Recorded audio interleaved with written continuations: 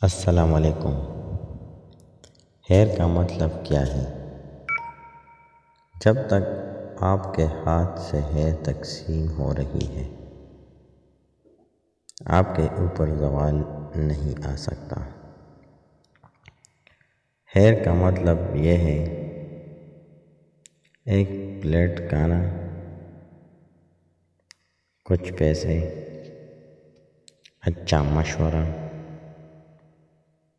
دکھ میں دلاسا، مسکرا کر سلام کا جواب، بلا حسد مبارکباد، اور اسی طرح کی چھوٹی چھوٹی باتیں جن کی وجہ مخلوق خدا میں خوشیاں بانٹی جا سکے، تو اس کا مطلب ہے خیر کا مطلب۔